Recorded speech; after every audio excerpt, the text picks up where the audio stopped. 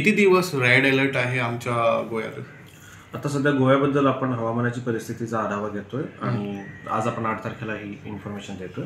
तर पुढचे आज आणि उद्या या 2 दिवसांसाठी आपण रेड अलर्ट दिलेला आहे. हा रेड अलर्ट हा पावसासंबंधी आहे. पावसाचं जर आपण बघितलं तर 4 जूनपासून आपल्या गोव्या भागावरती मान्सून सक्रिय दिसून आला होता आणि या दरम्यान 4 ते आत्तापर्यंत 8 पर्यंत सर्वदूर गोव्यामध्ये चांगला पाऊस झालेला आहे.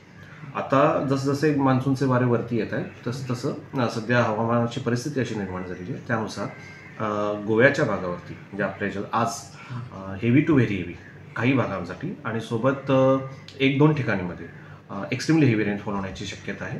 हे आपण आज आणि उद्याच्या दिवसासाठी सांगत आहोत. या दरम्यान पुढचे अजून 2 दिवस म्हणजे आज उद्या सोडलं तर पुढचे 2 दिवस त्या दरम्यान heavy to very heavy rainfall हा काही स्थानांसाठी काही भागांवरती होण्याच्या शक्यता देतं. याचा सारांश जर आपण बघितलं तर आजपासून ते पुढचे 4 दिवस गोव्यावरती चांगला पाऊस होण्याची आपण अनुमान वर्तवत आहोत आणि यासोबतच नागरिकांना सुद्धा आपण ही वेगवेगळ्या माध्यमातून माहितीसुद्धा दिलेली आहे. सचेतच्या माध्यमातून ही इन्फॉर्मेशन दिलेली आहे आणि या दरम्यान या सगळ्या पावसाच्या काळामध्ये योग्य ती काळजी नागरिकांनी घ्यावी अशी आम्ही विभागामार्फत सगळ्यांना विनंती करतो. आतापर्यंत सर किती पाऊस झाला आहे म्हणजे सुरूपासून आतापर्यंत? 1 जूनपासून जर आपण पाऊस बघितला तर आत्ता आपल्या भागावरती जर ॲज अ गोवा रिजन जर बघितलं तर आपण जवळजवळ 170 mm रेनफॉल आपल्यावरती झालेला आहे. जर याचं नॉर्मलशी कम्पेअर केलं तर आपण 25% मोर साईडमध्ये आहे. तर नॉर्थ गोव्यामध्ये साऊथ गोव्यामध्ये जास्त पाऊस झाला. नॉर्थ गोव्यामध्ये कम्पॅरेटिव्हली 8 ते 10% एक्स्ट्रा पाऊस झालेला आहे. ओके. थंडरिंग आणि आमचं लाईटनिंगचं काय इश्यू? थंडरिंग आणि लाईटनिंग हा म्हणजे जेव्हा प्री मान्सून सीझन असतं तेव्हा मोर ॲटमॉस्फिअर जास्त स्टेबल नसतं. त्या काळामध्ये थंडरिंग आणि ह्या गोष्टी जास्त होऊ शकतं.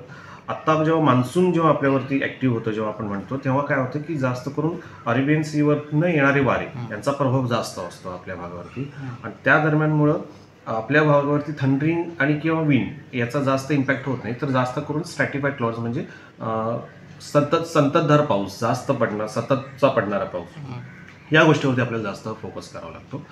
सो थंडरस्टॉर्म आणि विंड याच्याबद्दल आपण काही वॉर्निंग आता इश्यू नाही केलेले आहेत.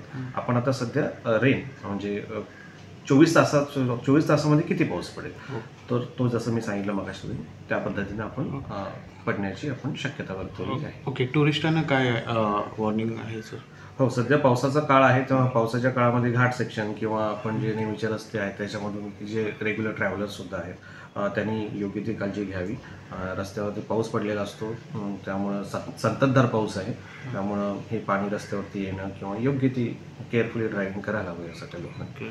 सो ही जी पण आहे जी माहिती आहे ती इम्पॅक्ट बेस्ड फोरकास्टिंगच्या माध्यमातून आपले जे कन्सर्न अथॉरिटीज आहेत त्यांना ती प्रोव्हाइड केलेली आहे. 4 दिवस रेड नाही 4 दिवस 2 आज आपण काय म्हणते आज आणि उद्या या भागासाठी आपण रेड अलर्ट म्हणतो. परवा आणि त्याच्या पुढचा दिवस त्यासाठी ऑरेंज अलर्ट त्यानंतर आपण येलो अलर्ट वरती येतो. पावसाची सर स्थिती बघता दरवर्षीपेक्षा ह्या वर्षीची कशी स्थिती असेल म्हणजे समाधानकारक असेल की कशी काय? आत्ता पाऊस चालू झाला आहे. मान्सून आपण आत्ता झालेलं आहे त्यानंतर मान्सूनचं आगमन सुद्धा झालेलं आहे. सो आपण पुढच्या 7 दिवसाचा अंदाज आपण देत असतो. सोबत आपल्याला 15 दिवसाचा अंदाज देत असतो. पुढच्या महिन्याचा अंदाज देत असतो. सो सध्याच्या याच्यामध्ये नुसार जेव्हा जी लार्ज स्केल फिनॉमिना जेव्हा बघतोय आपण सध्या ला निना फेजच्या याच्यामध्ये किंवा आहोत किंवा आयोडी फेजमध्ये जर बघितलं सो या ज्या गोष्टी आहेत खूप मोठ्या भागावरती जास्त कारणीभूत होतात. छोट्या अशा भागावरती या गोष्टी केंद्रित करणं आणि त्याच्यापासून काही अनुमान काढणं हे योग्य होणार नाही. सो आत्ता जरी या दृष्टिकोन बघतोय आपण 106% जास्त पाऊस थ्रू आउट द सीझन सांगत आहोत. म्हणजे जून ते सप्टेंबर याचा जर क्युम्युलेटिव्ह जर बघितला 106% पाऊस सांगतो ऑल ओव्हर इंडिया. तसेच वेस्टर्न महाराष्ट्र म्हणजे आपला जो सेंट्रल इंडिया आहे त्या भागावरती सुद्धा आपण या पद्धतीनं जास्त पावसाचा अंदाज देत आहोत. सो या आपण यावेळी चांगल्या पावसाची अपेक्षा करत आहोत. ओके. मासेमारीसाठी समुद्रामध्ये आजच्या बुलेटिनमध्ये जर तुम्ही बघितलं तर आपण सांगत आहोत सर्व मच्छीमार बांधवांना की पुढचे 5 दिवस समुद्रामध्ये जाण्याचा शक्यता टाळा आणि वारे आहेत समुद्राची परिस्थिती आहे. सो या दरम्यान तरी आपण समुद्रामध्ये न जाण्याचं आवाहन आपण करत आहोत. ओके. Thank you sir.